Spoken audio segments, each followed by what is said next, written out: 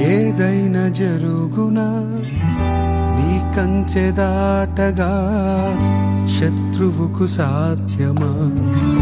నీ ఆజ్ఞ లేనిదే ఏదైనా జరుగునా నీ కంచె దాటగా శత్రువుకు సాధ్యమా?